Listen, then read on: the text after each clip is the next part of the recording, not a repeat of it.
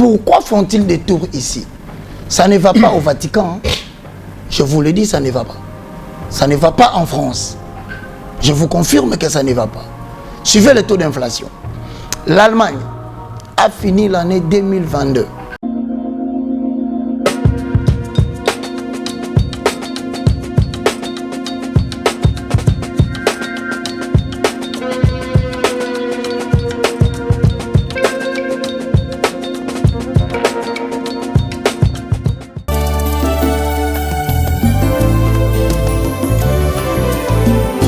Éternel, je lève à toi mon âme.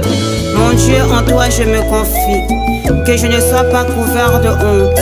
Que mes ennemis ne se réjouissent pas à mon sujet. Alléluia.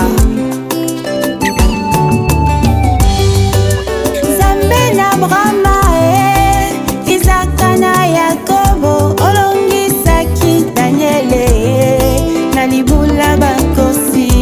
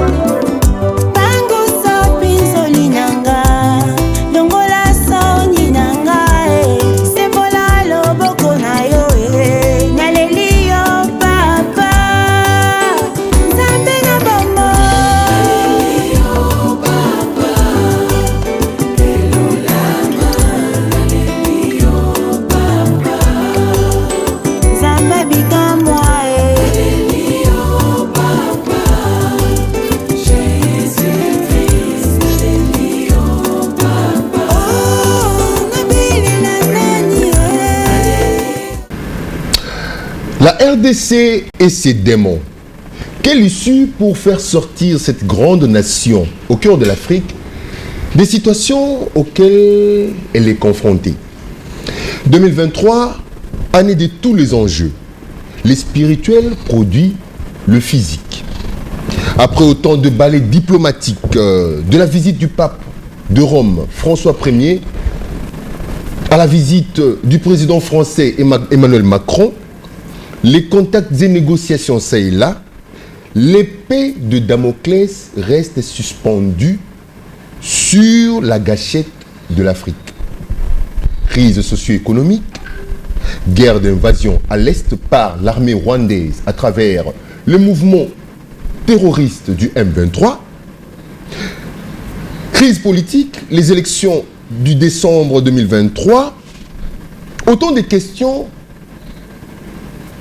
qui nécessitent de réponses.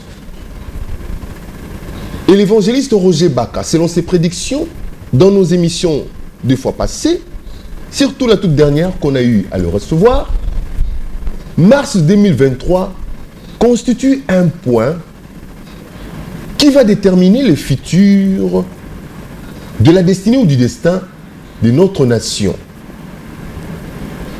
Un pays au centre des intérêts multiples.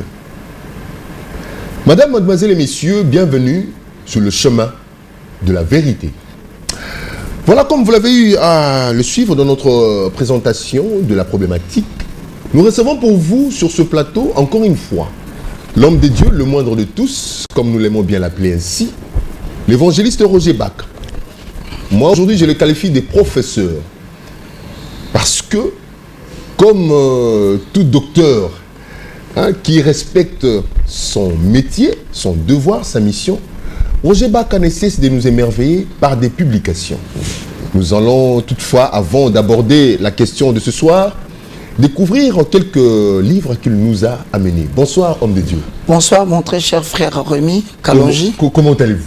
Waouh, nous disons toujours de la chevelure de la tête jusqu'à la plante de pied en passant par le rein, tout va bien. Vraiment. Par la grâce de Dieu. Et nous profitons pour l'occasion pour vous souhaiter meilleurs vœux, bonne année. Oui. C'est la toute première fois pour cette année 2023. Et moi j'en profite aussi pour l'auditoire qui te suit sur la Tour TV, sur Digital et dans d'autres plateformes. Bonne année à vous, que le Seigneur vous garde, que cette année vous soit favorable, parce que vous n'êtes pas de ténèbres, Vous êtes les gens de la lumière, donc rien ne peut vous surprendre. Car la Bible dit dans Psaume 91, le verset 1 à 2, « Celui qui demeure sous l'abri du Très-Haut repose à l'ombre du Tout-Puissant. » Que Dieu soit votre refuge. Toutes mes bénédictions au nom de Jésus-Christ. Alors, évangéliste, l'homme de Dieu, Ouais. vous êtes au 40e numéro déjà de vos publications. 7e. 7e. Ouais. Est-ce qu'on peut avoir une petite idée sur, dans 5 minutes comme ça, Merci. des différents livres que vous avez déjà publiés, hein? Ouais. Parce que là, nous convions aussi les téléspectateurs à pouvoir s'en procurer. Et le numéro de contact est affiché au bas de l'écran. Ils peuvent nous appeler Tout pour à fait. savoir comment se procurer. Parce que c'est de la matière. Et j'ai oublié de le dire. Munissez-vous déjà de vos stylos et d'un bloc-notes pour noter tout ce qui sera dit ici. Parce que de temps en temps, nous allons faire revenir l'homme de Dieu pour des petites questions que vous aurez ou des préoccupations que vous aurez à nous présenter. Merci beaucoup, Rémi. La première des choses, je suis écrivain chez une université de la foi chrétienne qui est à la 4e promotion. Dans le livre des psaumes, au chapitre 11, le verset 3, la Bible dit « Quand les fondements sont renversés, le juste que fera-t-il » Alors, nous entendons par fondement le fait justificatif d'une croyance. Rémi, il faut savoir que le christianisme est différent du catholicisme. Le christianisme est différent du judaïsme. Le christianisme est différent de toute autre religion. Et ce qui fait la différence, c'est le fait justificatif de la croyance. Donc tu ne peux pas prétendre être chrétien si tu ne connais pas les fondements du christianisme qui sont le fait justificatif de la croyance. Parce qu'on peut te poser la question de savoir pourquoi n'es-tu pas musulman? Pourquoi n'es-tu pas kimbanguiste? La réponse est donc simple. Tu dois avoir des faits qui justifient ta croyance. Alors le premier livre que j'ai écrit, c'est intitulé, comme vous pouvez le voir, La découverte de ce que l'on est, Par rapport à Dieu. Et le deuxième, c'est la découverte de ce que l'on a.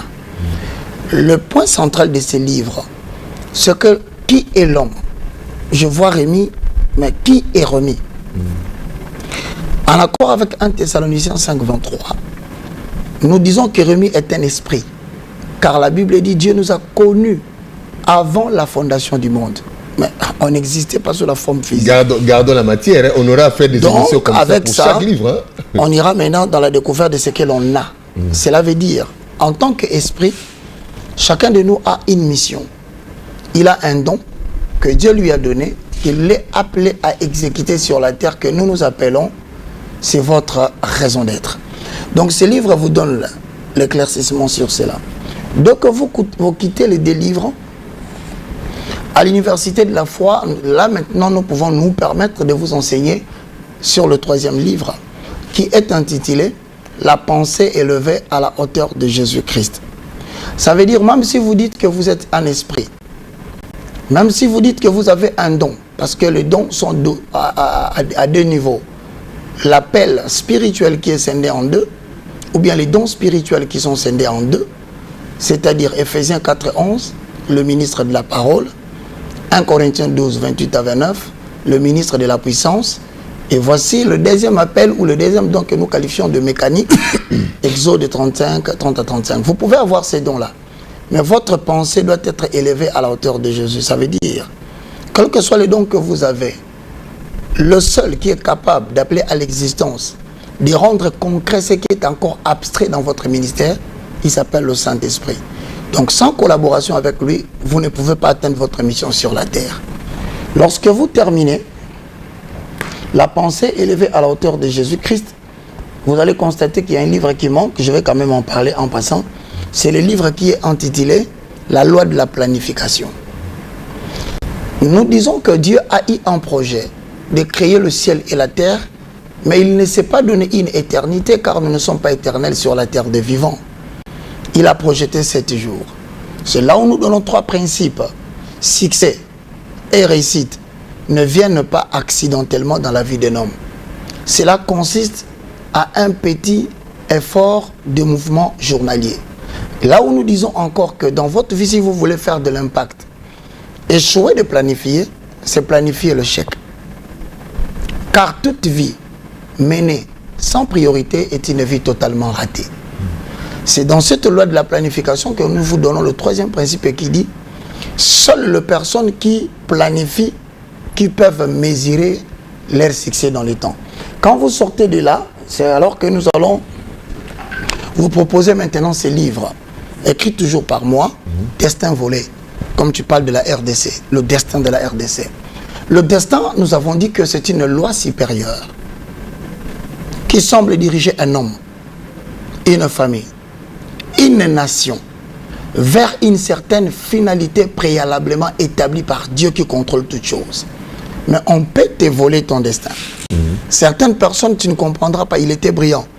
Tout à coup, il a déraillé. Tout le monde voyait le succès. C'est comme la RDC. Vous allez remarquer qu'elle jouit de tous les potentiels, les matières premières stratégiques. Mais c'est le Rwanda qui est en train de bénéficier. Donc, on peut te voler le destin. Alors, ces livres t'enseignent comment éviter qu'on te vole le destin. Lorsqu'on quitte ces livres, c'est alors que nous allons descendre sur le voile déchiré. Le voile déchiré, ce sont des épisodes. Ça, c'est la première. Ça veut tout simplement dire que l'Ancien Testament est un ensemble de codes. Mais ces codes doivent être décodés pour en faire sortir Jésus-Christ et donner un sens au christianisme. Car toute histoire de l'Ancien Testament, relatée sans avoir le mystère de l'explication, est simplement de l'histoire. Donc, voile déchiré te dit, si Christ a été crucifié à la croix, Rémi, avec des voleurs, cela te ramène dans la transfiguration où tu verras Moïse à gauche, Élie à droite, Jésus au milieu. Mais l'un d'eux aura les yeux troués, l'autre n'aura pas les yeux troués. Mais pourquoi l'un d'eux a eu les yeux troués? C'est la loi de Moïse. Elle ne peut pas continuer dans le Nouveau Testament. Mais tu constateras que le voleur qui est à droite, Jésus lui dit, tu seras avec moi aujourd'hui dans le royaume du Père. En fait, c'est Élie, dans son ministère prophétique, non dans le cadre de l'Ancien Testament, mais le ministère prophétique continue jusqu'au Nouveau Testament. Et les yeux sont là pour voir. Donc ce sont des explications pareilles où on te dit que lorsqu'on prend Isaac, on met sur le sacrifice, Isaac représente Rémi, Isaac représente Baka. Mais lorsqu'on dit, regardez sur le buisson, vous allez voir qu'il y a une brebis là-bas qui est accrochée sur les épines.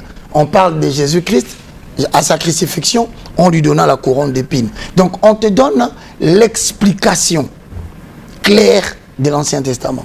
C'est alors qu'il y a un livre qui est encore resté remis, qui s'intitule de l'ombre, de l'ignorance à la connaissance.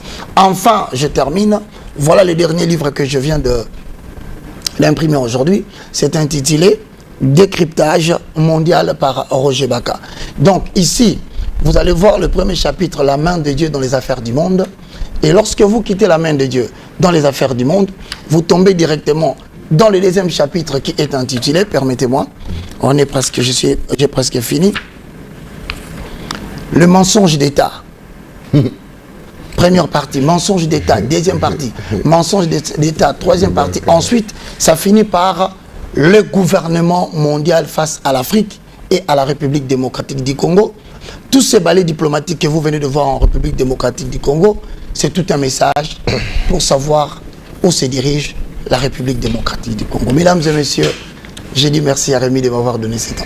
Vraiment, merci beaucoup de publications, de livres pleins d'enseignements qu'il faudrait nécessairement avoir. Et j'ai été aussi saisi par des titres comme Le Destin volé, où vous avez fait allusion à la RDC. Il faudrait vraiment... Est-ce que je peux toucher ces livres-là, Le Destin volé? Oui, c'est important. Le Destin volé, ça me permettra de tirer quelques questions. Très bien. Il y a aussi Voile déchiré. Exact. Voilà, ce sont les livres qui ont attiré beaucoup plus mon attention. Mais il y aura des émissions particulières, spécialement pour chaque livre, pour qu'on...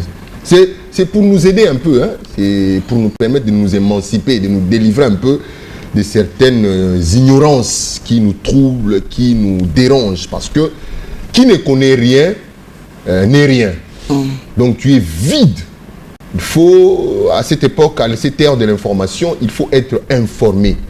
L'information nous permet de maîtriser certaines choses, de gérer certaines choses, de nous comporter d'une certaine manière pour ne pas tomber dans certains pièges. Alors, l'homme de Dieu. Oui, Rémi. Nous parlons de la RDC et ses démons. Nul n'ignore que la RDC fait face depuis plus d'une décennie à des situations qui ne disent plus leur nom. De guerre à tout moment, on nous dit que non, la guerre a été arrêtée, mais comment cette guerre peut encore ressurgir?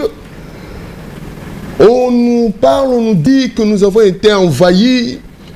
Et puis stop, et pourquoi encore des invasions qui ressurgissent? La crise économique, les Congolais n'arrivent toujours pas, malgré son attitude, son petit semblant, à faire croire aux gens qu'il vit mieux. Parce que sur au Tambourine Congo, hein, si vous parcourez la ville, surtout à Kinshasa, titre d'exemple, vous pouvez vous dire hein, que non, les Congolais ne souffrent pas. Non, contrairement à ce que vous voyez, les Congolais vivent dans une souffrance.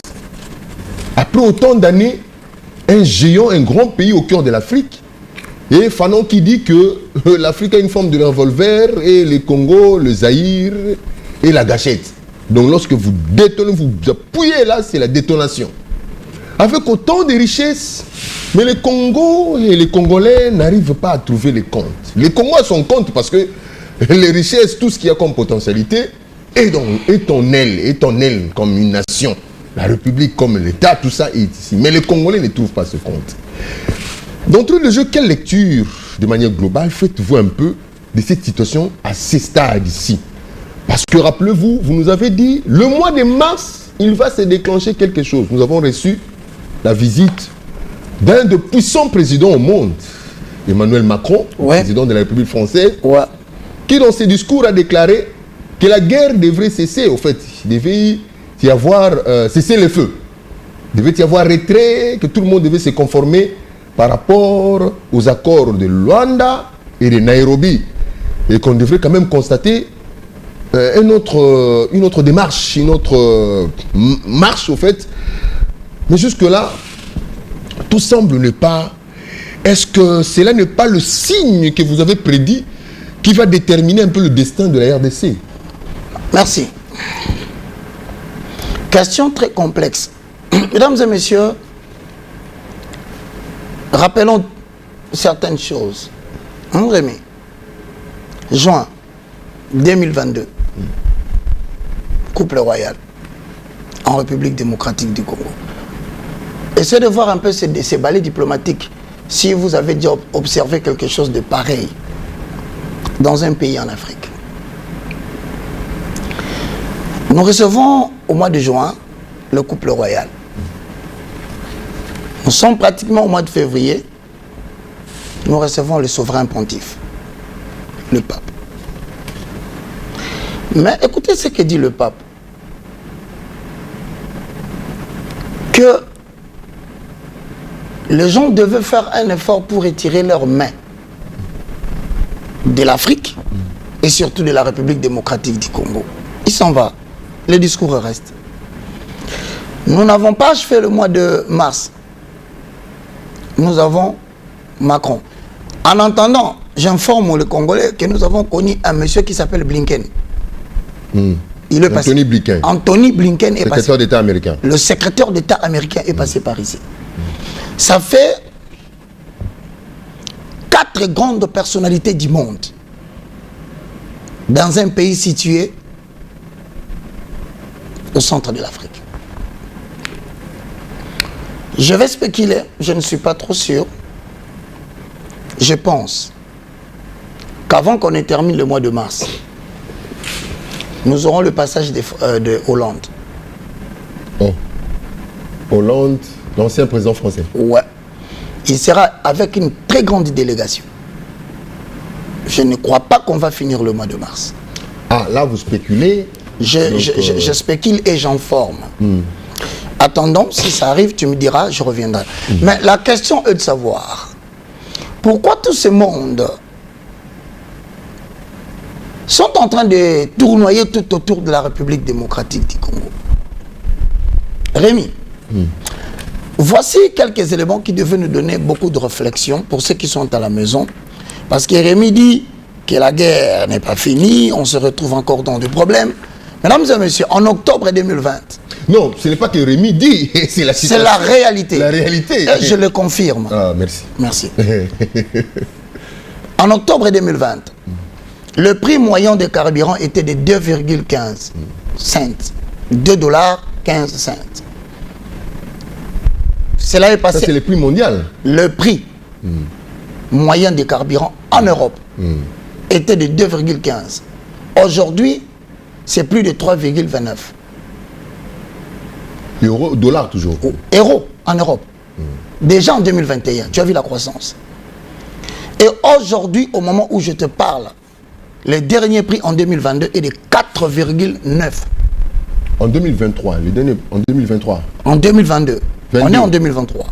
Déjà en 2022, vers la fin décembre, c'est 4 dollars. Mais en 2021, c'est 3. 2021, c'est 3 euros en euros. En euros. Je voudrais que vous puissiez voir l'ascension. En 2022, octobre, aujourd'hui, je peux te donner quelques indices. Pourquoi ces gens tournent ici en Afrique?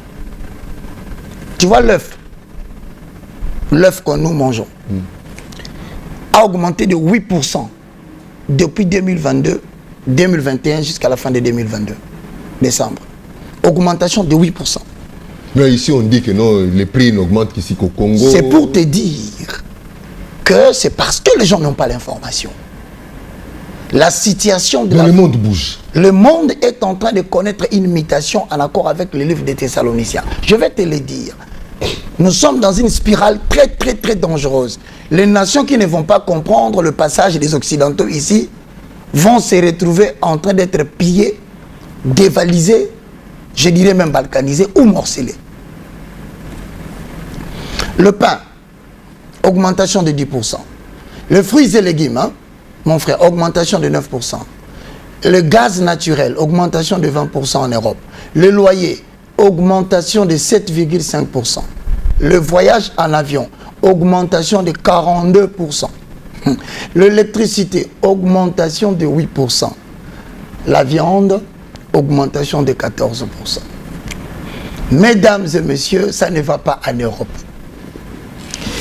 Pour vous dire, bref, l'invasion de la Russie sur l'Ukraine n'a fait qu'empirer la situation et la zone euro a enregistré des taux d'inflation à des chiffres. Pourquoi font-ils des tours ici? Ça ne va pas au Vatican. Hein. Je vous le dis, ça ne va pas. Ça ne va pas en France. Je vous confirme que ça ne va pas. Suivez le taux d'inflation. L'Allemagne a fini l'année 2022 avec le taux d'inflation de 11,6%. La Belgique a fini l'année 2022 avec un taux d'inflation de 13,1%. La Hollande, le Pays-Bas, a fini l'année 2022 avec un taux d'inflation de 16%. Mesdames et messieurs, la France a fini avec 7%. Vous le savez bien que la transition énergétique dont prône l'Europe aujourd'hui comme s'il en avait le minerai stratégique. Les matériaux. Il n'en a pas.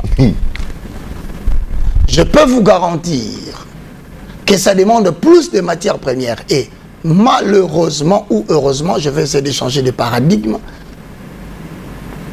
La République démocratique du Congo dispose du côté de l'Est 70% de la réserve mondiale de ce que recherche l'Europe. Je vais aller plus loin. La guerre va commencer dans les jours à venir. La guerre de l'eau douce. L'hydrographie la plus forte et la pluviométrie la plus forte se retrouverait encore vers le bassin du Congo. Ok. Où se trouve la République démocratique du Congo. Qui détient 60% de ce Je te dirais qu'on dirait aujourd'hui que la forêt de l'Amazonie serait la première forêt en termes pour résoudre les problèmes de la perturbation climatique. Mais je te dis c'est faux. C'est du mensonge. Parce que la forêt de l'Amazonie, bien qu'elle soit grande, elle commence à émettre les dioxydes de carbone. À la différence de la forêt du bassin du Congo, qui ne émet pas mais qui absorbe.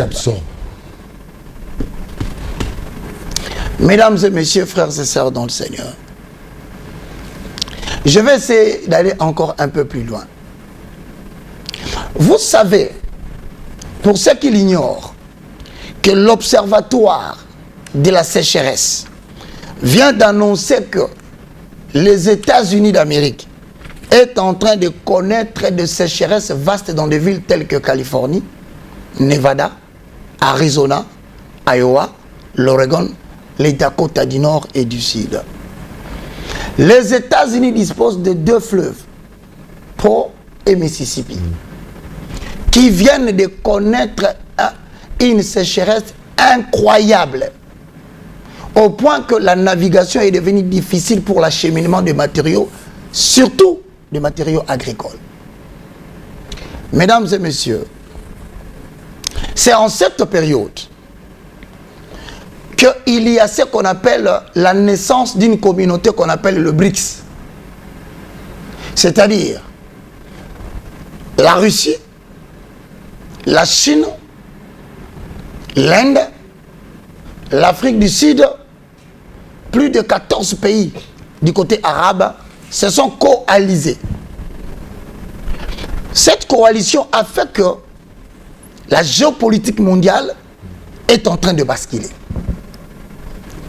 Vous savez, en observation, je vais te dire quand même, comme j'ai toujours la chance de faire plusieurs émissions avec toi, j'espère qu'on va finir aujourd'hui quand même pour que je me repose le vendredi prochain.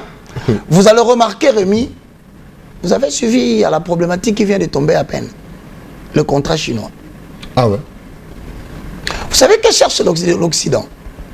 L'Occident est en train de courtiser la République démocratique du Congo pour briser la collaboration entre la RDC et la Chine.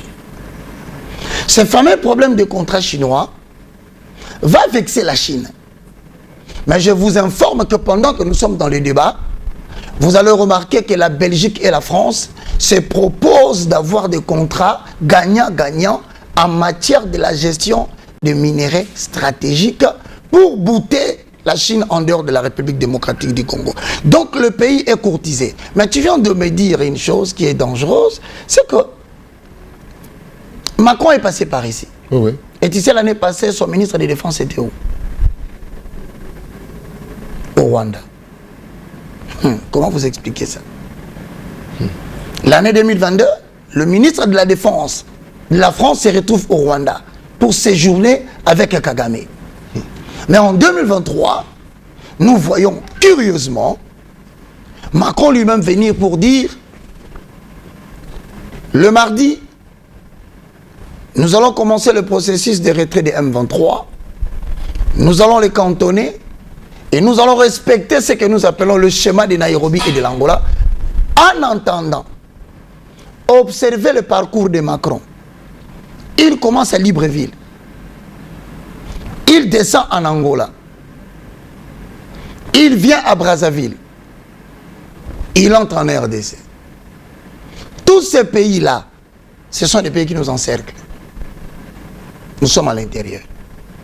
Vous connaissez les relations diplomatiques que Macron a avec l'Angola.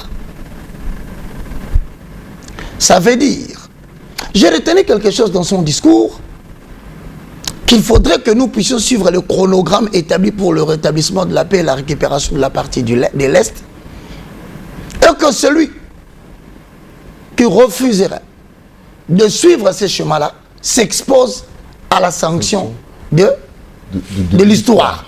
Dis, Rémi, analysons un peu le propos J'aime d'ailleurs pourquoi le président de la République, j'apprécie à sa juste valeur, quand il dit le plus important n'est pas ce que nous sommes en train de dire, c'est la mise en pratique. Donc, quelque part, un message a été transmis. Nous avons assez subi vos mensonges d'État. Nous avons assez subi votre politique à double tranchant, votre façade cachée. Regarde ce qui se passe. Monsieur dit que celui qui ne va pas suivre le schéma établi à Nairobi, en Angola, subira la sanction de l'histoire. Vous savez, la sanction de l'histoire, je vais vous rappeler qui l'a subi le premier. Lorsque la France était un royaume et qu'elle devait passer à la République française, le roi n'a pas voulu cela. Et vous connaissez la sanction qu'il a reçue. Il a été... Oui. Il est mort. Il est mort. Il est mort là. La révolution. Tu connais Idriss Déby? Idriss Déby, il collaborait bien avec le français. Oui. La même phrase a été dite. Hein. où se trouve Idriss Déby, enterré. Je pense que la population congolaise doit se réveiller, ouvrir l'œil et surtout les bons. Parce que quelqu'un qui vient nous dire, en plein République démocratique du Congo, qu'il y aurait un schéma de Nairobi et de l'Angola que nous devrions suivre, personne de journaliste qui était là n'a pu lui poser la question de savoir en quoi consiste ce schéma. Pour quelle finalité? Voilà, par exemple, lorsque vous allez au Soudan, il y a une zone, jusqu'au jour d'aujourd'hui, le schéma proposé par les Français a balkanisé le Soudan. Je rentre encore au Mali. Le schéma proposé par les Français a créé des problèmes au Mali. Écoute-moi bien, Rémi. Quelle est la sanction que la junte a voulu recevoir? C'est qu'en période où les gens veulent réclamer l'autonomie du Mali, le franc CFA, qui est fabriqué par des banques qui sont en France, ils ont refusé de mettre des billets de banque pour provoquer une explosion sociale. Du côté Sahel, vous savez pourquoi la France ne veut pas perdre le Sahel? C'est tout simplement parce que le Sahel est à quelques portées des missiles balistiques de l'Europe. C'est la même crainte qu'avaient les États-Unis lorsque Poutine a commencé à s'investir au Kiba. Parce que le Kiba est à une distance, des missiles balistiques qui peuvent les atteindre. On ne veut pas. Mais maintenant, nous retenons que Macron vient de passer au Gabon. Gabon est une base armée de la France. Cette information doit bien circuler. Donc, à mon humble avis, je pense que le schéma que propose Macron va nous empirer et va nous attirer des problèmes. Parce qu'au Sahel, vous ne pouvez pas régler les problèmes d'un peuple en mettant de côté son armée.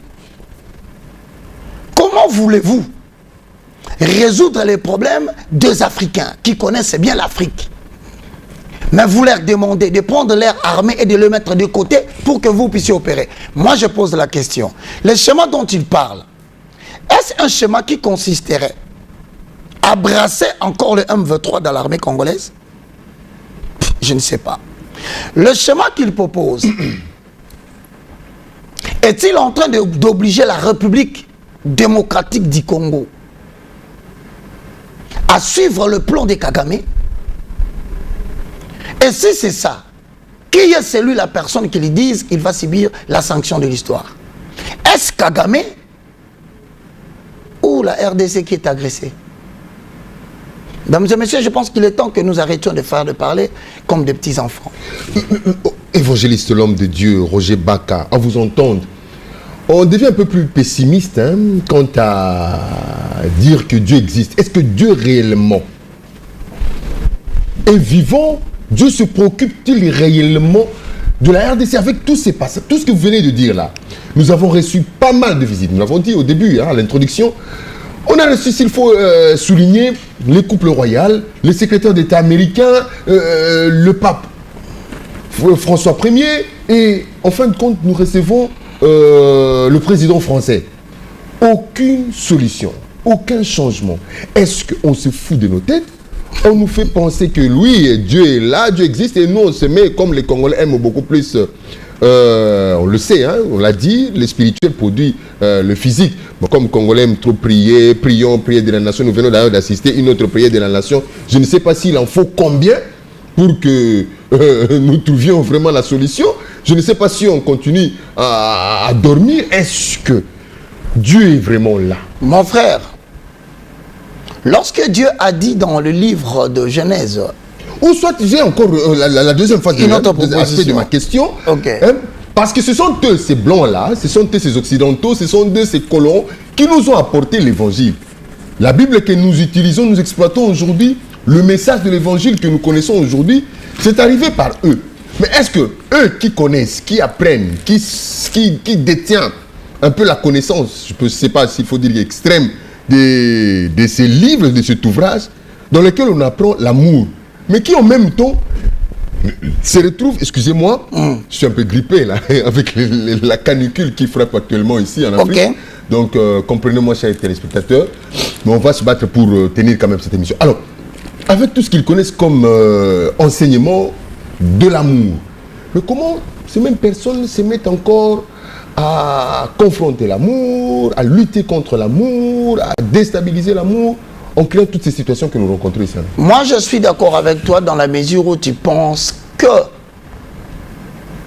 Dieu a-t-il oublié le Congo? Non. Dieu n'a pas oublié la République démocratique du Congo. J'ai défini tout à l'heure le destin.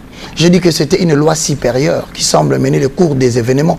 Il y a des événements qui doivent se produire pour que nous puissions atteindre le but pour lequel nous avons été créés comme République démocratique du Congo. Mais le vrai problème, les événements ont un objectif principal. Tu sais c'est quoi? C'est de changer la population congolaise à un peuple congolais. Je veux bien que les gens comprennent ce que je suis en train de dire. Les événements négatifs que tu es en train de citer, qui semblent donner du désespoir au peuple congolais, a pour objectif de transformer la population congolaise à un peuple congolais. La différence est quoi? C'est que dans le peuple congolais, nous avons les Katanga, c'est une population plutôt. Nous avons les Baluba, c'est une population. Nous avons les Ngwandi, les gens de l'Est, les Swahili. Nous avons les gens de Bandundu et d'Iba Congo. C'est une population. Mais est-ce que tous ces groupes de gens que je viens de citer ont-ils un objectif commun? Non. Justement... Franchement, il faut le dire non. Oui, mais c'est non. On fait le semblant, on fait semblant. Bah, je te dis dernièrement... Il y a la cause de notre fragilité. Mais c'est ça justement. C'est comme ça que vous voyez les Balouba se battre avec les Katangais. Les gens du Bandundu, du côté Maïndombe, ils se battent. À l'Est là-bas, ils se battent. Donc c'est-à-dire quoi? L'homme blanc a réussi à diviser le groupe qui compose le Congo. Alors, les événements viendront corriger justement le travail de l'homme blanc. C'est pour qu'à un certain moment donné, la population doit atteindre la maturité pour dire « Oui, c'est vrai, nous ne parlons pas la même langue. Oui, c'est vrai, nous n'avons pas peut-être le même ancêtre, hein, parce que. Mais il nous semble que nous avons un pays qui s'appelle la République démocratique du Congo. Sommes-nous capables d'être encore ensemble? Oui. Sommes-nous maintenant capables d'affronter la guerre comme une seule personne? C'est là où les événements auront produit chez les Congolais le changement d'être une population pour devenir un peuple. Regarde aujourd'hui, tu verras certaines personnes, ils se prétendent être du président Félix Tshisekedi. D'autres prétendent être des Raïs. Les autres disent je suis des Fayoulou. Et de l'autre côté, tu verras, je suis des Mouzitou. Et tu vas un peu plus loin, je suis des Katumbi. Vous voyez comment l'homme blanc réussit à nous diviser?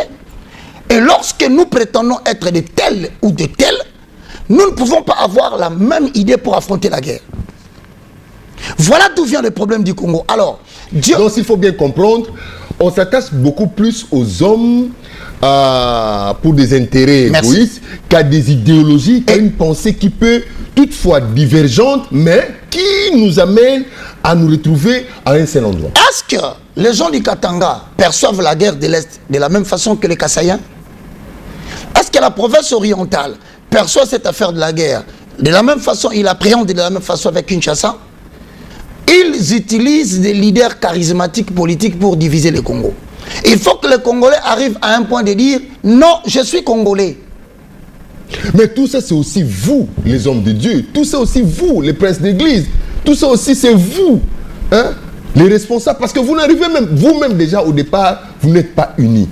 Donc vous facilitez, vous favorisez tous ces démons-là de ressurgir encore. Je te dis, si tu prends la décision aujourd'hui d'unir l'église, la première opposition que tu auras tissée, c'est quoi? Ce sont les structures politiques. C'est des ordres qui se passent dans le milieu ecclésiastique bénéficieux aux politiques. Donc l'église est aussi infiltrée. Exactement. Donc le premier problème, c'est le problème du tribalisme qui doit être réglé. Le deuxième problème, c'est que le peuple congolais ne doit pas appartenir aux leaders politiques, ils doivent parler un seul langage comme le peuple congolais. Et troisième raison, c'est que nous ne devons pas courir derrière les religions ou derrière les individus appelés pasteurs. Tant que nous serons dans cette affaire, nous n'allons aller de bas-fond à bas-fond. Voilà pourquoi moi, j'essaye de dire aujourd'hui, le problème de la guerre à l'Est n'est pas le problème du régime actuel. Où je dis, ce n'est pas la préoccupation. Ça devait être la préoccupation de tout le monde. Et nous sommes arrivés au point où, je suis désolé de le dire, je vais l'affirmer très haut. Comment pouvez-vous vous permettre en ces temps de l'Est où il y a la guerre qui ne fait que s'intensifier? Vous permettez de parler des élections. Vous voyez des leaders politiques. Nous, je vais te dire quoi. Nous allons voter. Et quand nous voterons, la question est simple. La partie occupée par l'Est, ils vont voter quoi? Voilà, mesdames et messieurs, la question. Est-ce qu'on peut aller aux élections comme si les élections apporteraient une solution mystique et que la partie de l'Est reste occupée? Nous nous en foutons. C'est ce que ça veut dire. Kinshasa s'en fout. Le Kasaï s'en fout. L'Équateur s'en fout. Alors aux élections. Et ce qui est étonnant, franchement ça m'étonne, vous voyez des leaders politiques commencer à faire des coalitions pour dire nous coalisons. Mais vous coalisez autour de la guerre à l'Est ou vous coalisez autour des échéances électorales? Mais comment un pays peut-il penser aux élections quand une partie de sa souveraineté territoriale est occupée par un étranger qu'on appelle Kagame et le milice des M23? Vous voyez comment, à un moment donné, je demande que la population puisse ouvrir les yeux. Vous savez que je l'avais dit la fois passée, nous prions tous les mêmes dieux. Et nous avons déjà même eu des images comme ça qui circulent à travers les réseaux sociaux. Un pasteur rwandais qui déclare que la partie Est, quelle que soit la durée de la nuit, le soleil finira à apparaître. Les États-Unis ont aussi reçu l'Amérique comme don. Et les Américains, qui sont aujourd'hui américains aujourd'hui, ont reçu l'Amérique comme don. On a chassé les Iroquois, les Indiens qui étaient là-bas, Israël aussi, et nous aussi. N'ajoute pas. Qu'est-ce qu'ils ont utilisé comme technique, les Américains? C'est la technique qu'utilisent aujourd'hui les Hutus. Ils sont entrés depuis... Les Hutus et les Tutsis. Non, ici, là, ceux qui ont fui, ce sont les Hutus. Oui. Et tu sais, quand les Hutus ont fui en République démocratique du Congo, la France, en 1994, était parmi les pays qui ont décidé que nous puissions recevoir les Hutus. Oui. Ils sont entrés avec tout leur armement. La question que l'on pose aujourd'hui, où sont partis l'armement que les Hutus ont amené à l'Est? Alors qu'en même temps, on nous dit que depuis 1994, 1994, là, on n'arrive même pas à organiser notre armée. Et même là, mais c'est lui qui dit ça, Macron. C'est eux qui ont favorisé l'entrée des Hutus en République démocratique. C'est la France. Et donc, je demande à l'opinion, je demande au peuple congolais de ne pas prendre au sérieux les propos de Macron. Vraiment, je vous l'ai dit, c'est une pire distraction pour que nous nous réveillons encore un bon matin, qu'on nous dise Katanga est tombé. Parce que cet homme vient nous endormir. Cet homme vient nous donner des leçons alors qu'en 1994, ils sont responsables de ce qui est arrivé. Aujourd'hui, jusqu'à ce qu'en 1997, nous recevions encore une grande masse. Et aujourd'hui, quelle est la méthode? La méthode consiste à entrer dans une partie du pays, à les morceler, au mieux à les balkaniser pour faciliter le contrôle des matières premières pour des pays occidentaux qui donnent la guerre par procuration. Et lorsque le président voudra s'interposer pour dire « je ne veux pas de cette guerre », il y aura ce qu'on appelle la provocation de la déliquescence de la situation économique qui va expliquer comme suite. Pousser la population dans la famine, pousser la population dans la difficulté, dans le marasme, à se rebeller contre son autorité, celui-ci n'aura pas d'autre choix que de revenir vers nous pour négocier. Voilà comment les Congolais jouent le rôle des Occidentaux. En se levant un bon matin, ils parlent du pays et du ventre. Non. Nous tendons déjà vers la fin, on me fait signe que nous tendons vers la fin et la matière, mais malheureusement la télévision c'est le temps. Ouais. Alors, je voudrais qu'on soit pragmatique et direct, c'est-à-dire, que faut-il faire? Que doit faire le Congolais lambda? Les Congolais, hommes, femmes, jeunes, vieux, enfants, adultes, je ne sais pas. Que devons-nous faire pour faire face à toutes ces situations, pour nous trouver une issue afin d'atteindre, au fait, de toucher un peu notre destinée qui, je le crois, est meilleure. Parce que le Congolais doit être debout. Mon frère, c'est une question très importante. Je profite de l'occasion pour te demander aussi, parce que peut-être tu ne pourras pas me répondre. Mais as-tu déjà vu au Parlement ou au Sénat, il y a révolte des députés ou des sénateurs parce que le prix du pain a augmenté? Vous avez déjà vu au Parlement ou au Sénat qu'il y ait des troubles, les gens se sont donné des coups? Est-ce que, bon, moi je... le prix du carburant... J'ai aimé les deux questions là. Est-ce que Dieu agit toujours de la même manière? Parce que nous, il est écrit, Dieu, il est le même hier, aujourd'hui et éternellement. Est-ce qu'on peut aussi pas prier pour que Dieu brûle un peu comme à l'époque de Moïse? C'est possible. Moi, je pense que nous devons revoir plusieurs choses à la fois.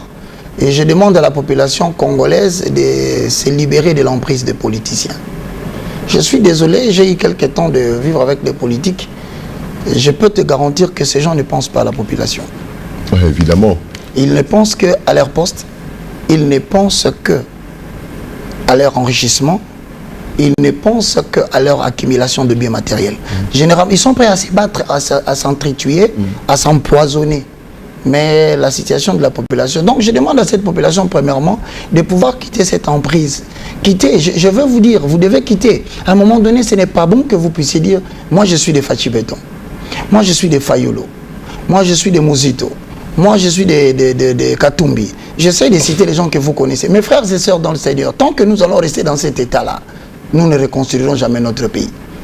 Deuxième chose. Et il faut dire aussi que, pas seulement les hommes politiques aussi, mais les hommes religieux, vous aussi. Moi, je suis de Roger Baka. Moi, j'en viens.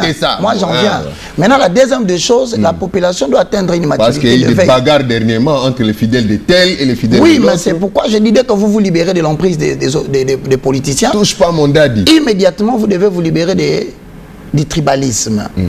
Arrêtez-moi cette affaire, je suis Mokongo, je suis Katangé, je suis Moluba. Non, mais est-ce que sommes-nous prêts à affronter les problèmes comme un seul peuple? C'est alors que nous serons un peuple qui a une seule guerre, c'est la guerre de l'Est. Je ne pense pas que si un jour on parlait le même langage et que tout le monde s'est levé pour le même langage, cette guerre va continuer. Enfin, je voudrais aussi dire que nous devons nous libérer de l'emprise des autorités ecclésiastiques. Religieuses. Vous voyez, tous ces gens nous divisent dans le sens où il est difficile que nous puissions nous réunir autour d'un débat, qui fait avancer le pays. Nous sommes toujours là autour des choses telles que, voilà, Talit, ils ont porté les cupas. Mais moi, ça m'étonne. Est-ce que vraiment par rapport à la guerre, et regarde bien, observe bien tous les grands, je le salue, et qui se disent être des grands. Vérifie, y a-t-il quelqu'un? Moi, je pense, lorsque nous nous réunissons au stade, écoutez-moi bien, nous déclarons le veillée de prière à la maison. Mais lorsqu'on convoque le peuple solennellement au stade, c'est pour lui dire que le Rwanda est en train de piller les matières premières de l'église qui appartient au Congo. Les réunions publiques devaient être là pour dire à la population congolaise chrétienne la réalité que le pays est en train de subir. Pas de l'embrigader par des histoires moto, Tinda moto. Moi, je pense que ça ne changera rien. Et donc, aujourd'hui, si je termine, tu permets, je vais terminer par... nous tendons vers les élections. Qu'est-ce que le pape voulait vraiment nous dire ici? Je vais supposer. Est-ce que le pape ne nous a-t-il pas dit qu'il doit y avoir les élections en 2023, mais que les résultats seront accrédités par les témoins qu'on appelle l'Église catholique? Point d'interrogation.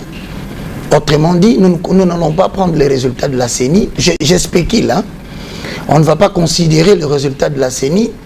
Nous allons considérer le résultat de l'Église catholique. Est-ce que ça serait ça, c'est que le pape serait venu en train de dire? C'est une question, mes frères et sœurs, réfléchissons.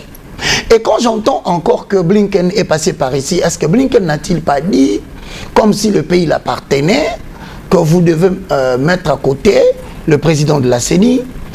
Aurait-il dit que vous devez changer le responsable de la Cour constitutionnelle? Et qu'à l'issue de cela, Monsieur le Président, vous pouvez postuler. C'est une interrogation de Baka. Est-ce que Macron est-il venu dire ici que, si vous gardez le président de la Cour constitutionnelle ou que vous gardez le président de la CENI, donc Monsieur le Président Fachi, tu n'es pas candidat en 2023? C'est une question que je me pose.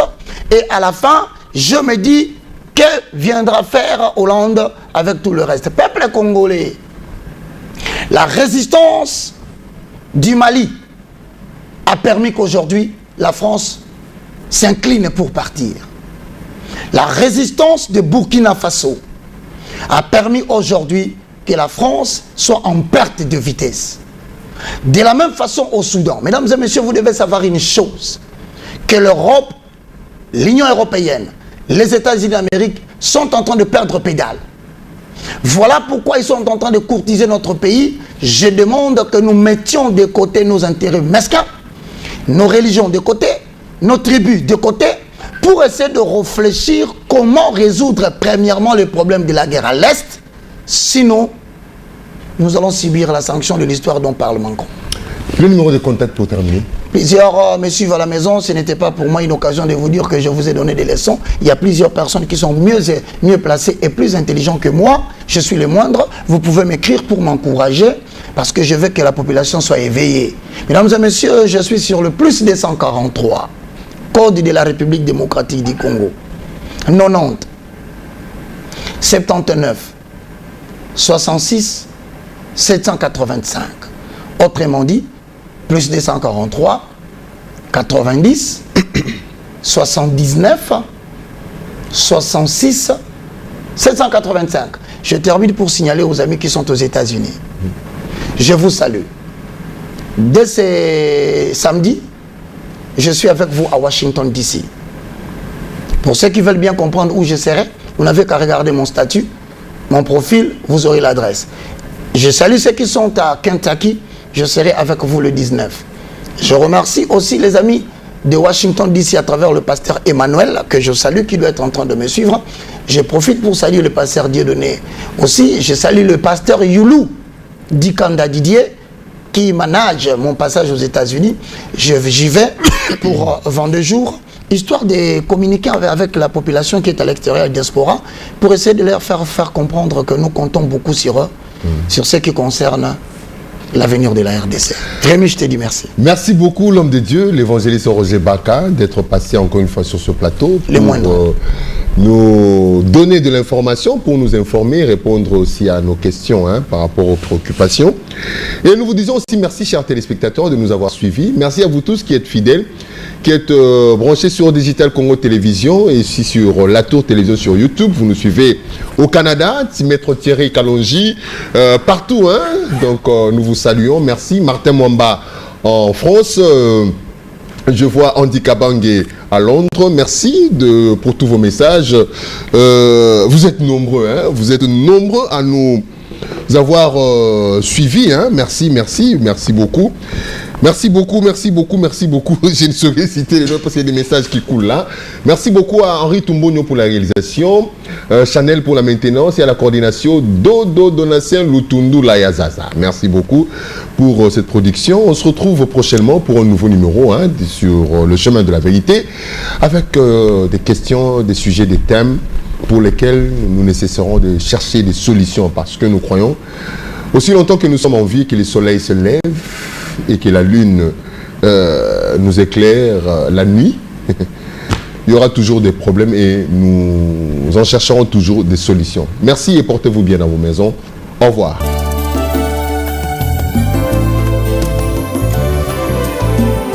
Éternel, je lève à toi mon âme.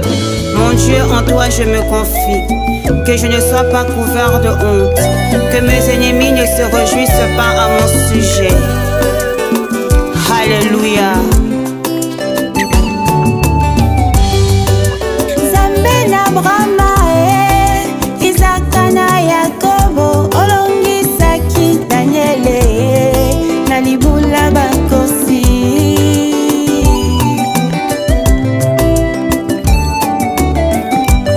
Baye baluka yo na solo, baluka yo na komikitisa, omimonisa na bango. Nini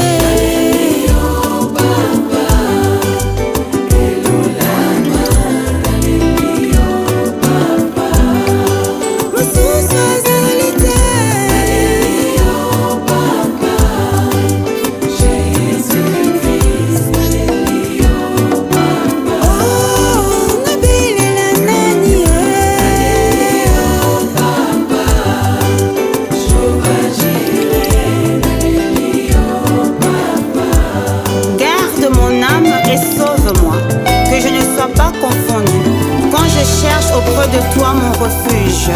Oh mon Dieu, délivre-moi de tous mes ennemis, car c'est toi qui défends ma cause. Exauce ma prière.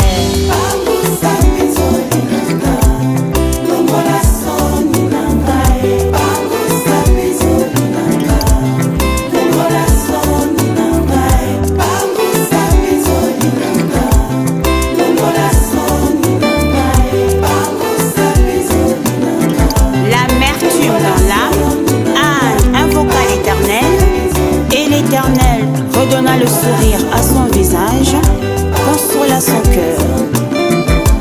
Natie elikia na ngai epa na yo, mpo nayebi ete obongwanaka